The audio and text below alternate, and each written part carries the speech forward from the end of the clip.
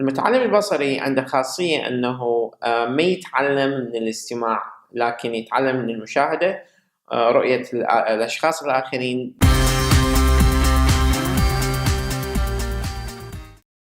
The types of learners. Albert Einstein once said, if you judge a fish by its ability to climb a tree, it would live its whole life believing that she's stupid, or it is stupid. Now, what does that mean? If you look at the picture that I just showed you before, you'd realize that there are different types of learners in the classroom.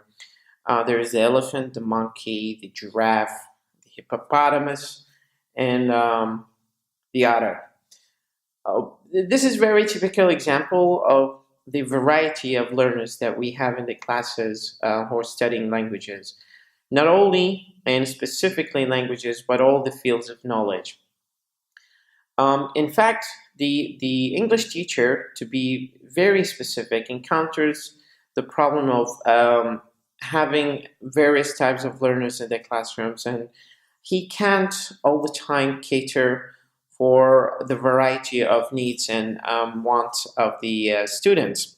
However, in some cases, with the help of psychology and psychological studies, they discovered that most of the learners tend to fall into three categories. The first category is something we call the visual learner, and the second category is the kinesthetic learner, and the third category is the auditory learner.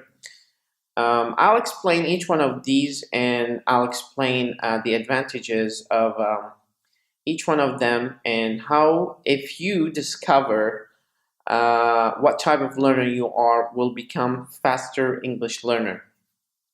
The first type of learner that I'm talking about today is the visual learner. Or in Arabic we say المتعلم البصري. المتعلم البصري عنده خاصية أنه ما يتعلم من الاستماع لكن يتعلم من المشاهدة، رؤية الأشخاص الآخرين داخل الصف، أو بصورة عامة طرق التعلم الجديدة يتابعها نظريا.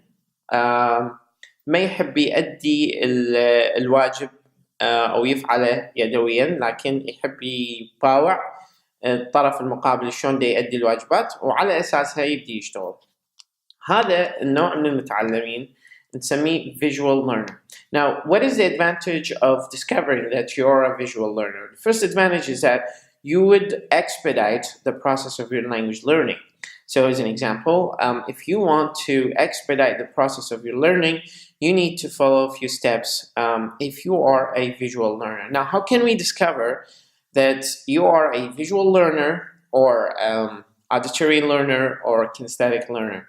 Now, there are like hundreds of tests online. Sometimes we call them the abbreviation VAK, V-A-K, which is visual, auditory, and kinesthetic. And by the end of this video, I'll post a link to a website where you can answer about 10 questions. By answering these 10 questions, you would discover the kind of learner you are and how you can better your performance in language.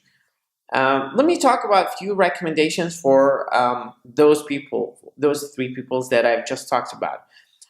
But before I do this, let me talk about the second part, which is the auditory learner.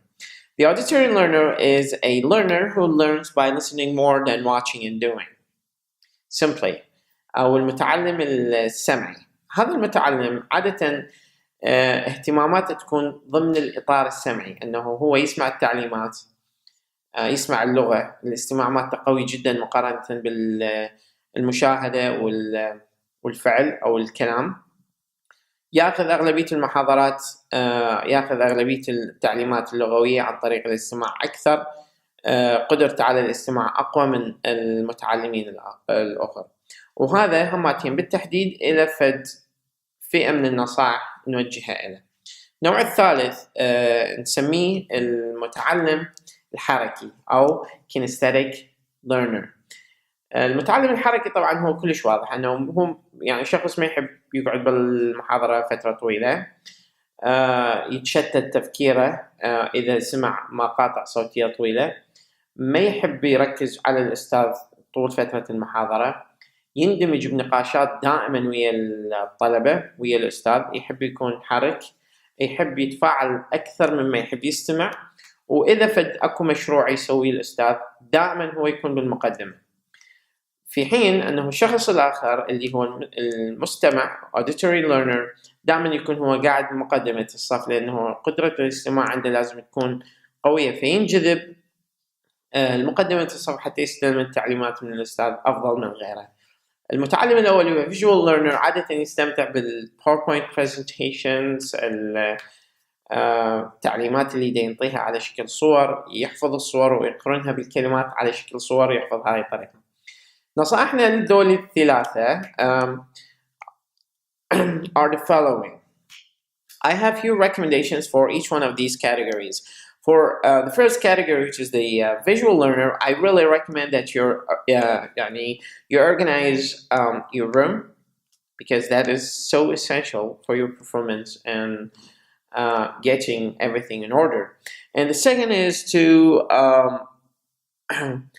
try to organize your materials that you're using for learning.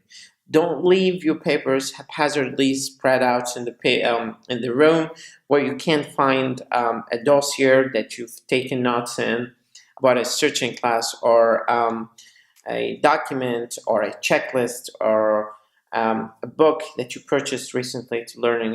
Try to put everything in order and try to reconstruct images and try to make visual imagery associations. Use written repetitions, flashcards, and clustering, and try to avoid clustering or hoarding, as we say in English. The next recommendation for this learner is try to participate actively in the classroom or group activities, and try to develop written outlines and responses before answering essay questions. Now, the next type of learner that we have is the auditory learner. And some of the suggestions that I've got for this learner are: work in a quiet areas to reduce distractions and avoid areas with conversation, music, and television, because that will definitely distract you from paying attention and ingesting as much information as possible.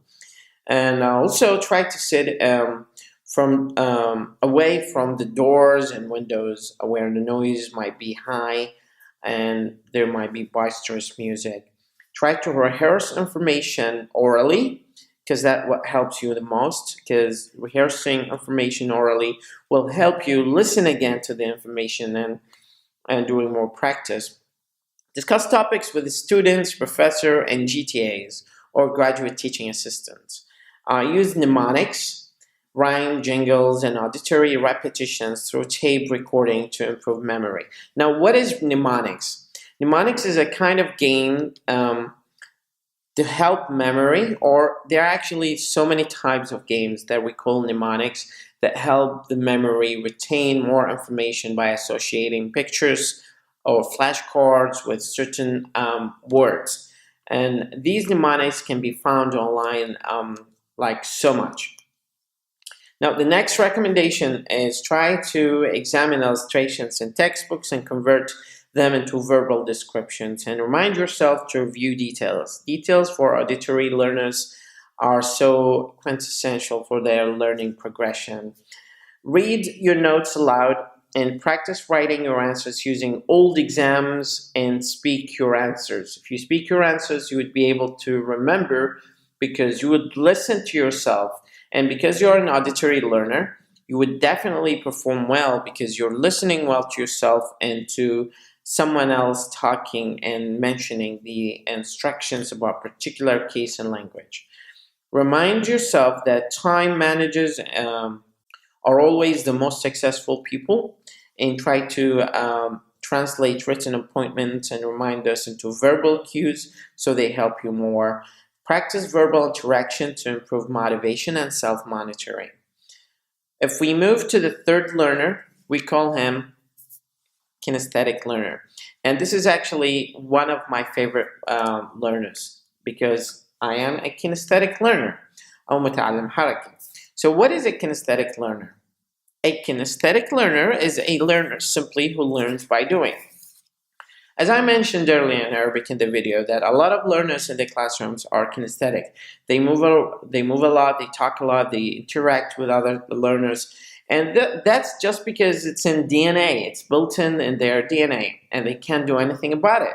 So in terms of doing assignments in the classroom or performing debates and discussion, it's really essential for the trainer to have them in mind before trying to delegate any activity, and try to cater for the variety of learners there are in the classroom, because that's so essential for the success of your lesson goals and objectives. The kinesthetic learner is also very very keen, in doing a lot of like verbal discourse and short, and he's short to the point. So they are not always, beaching around the bush. They get to the point, they cut to the chase, and they use all their senses and sights and touch and taste and smell and hearing in their interaction. So the teacher should be aware of this and not judge the learner that he is a kind of troublemaker in the classroom, as much as he is a different type of learner on the spectrum of learning trajectory. The other recommendation I have, or suggestion that I have for the kinesthetic learner, is to use direct involvement and physical manipulation and imagery and hands and activities to improve your performance of learning. Organize information into steps so you can follow them in order. Maybe you can do a checklist, as I do usually, because I'm this kind of learners of language, and seek out courses that have laboratories or field trips, and try to avoid as much as possible the lectures, but try to enroll yourself in lectures that have real life examples. Use case studies and applications and examples, because that will help you with extracting the abstract concepts and putting them into a physical activation or physical practice. Allow for physical interaction in solving problems, and try to summarize directions. Do not read directions. Do not listen to directions, because you'll get distracted eventually, but try to summarize the directions, especially on a map, or if you're reading for particular exam, try to summarize the recommendations, especially if they are lengthy and complicated, because that will discourage you from continuing. Use taped reading materials, and use practice and play and acting and modeling to prepare for the tests, because that's the essential part of your motivation and essential part of your learning progress.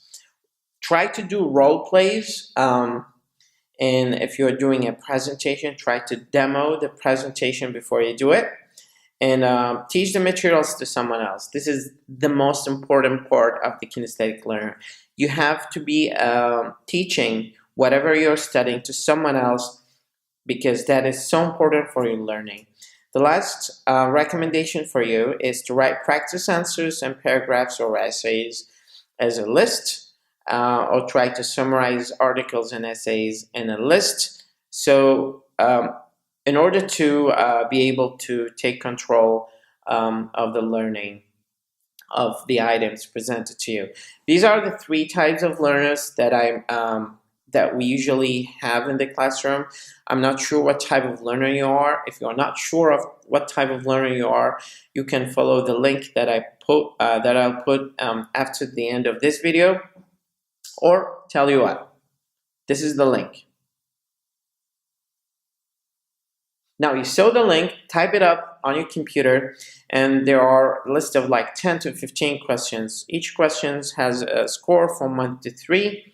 You answer the question choosing a score from 1 to 3, where 1 is somehow or somewhat, and 3 represents always. And by the end of the of completing the survey questions, hit continue, and then it will show you what kind of learner you are, whether that's auditory, kinesthetic, or visual. I hope this video was advantageous to you, and it just helped you with raising your awareness regarding the variety of learners we have in the classrooms, and not being so judgmental about the variety of students we have in the classroom, because we are not dealing with one type of learner. We're dealing with different mentalities, different backgrounds, different experiences. All of them are ingested in the classroom, and let's think of the locality of Iraq. We have like 50 to 60 students in the classroom, so we need to cater for that. This video is dedicated for teachers as much as to students who try to paddle their way in language and trying to move on, rowing slowly but carefully in this big gigantic ocean of language, trying to make sure that they do some progress. Thank you so much, and looking forward to see you in another video.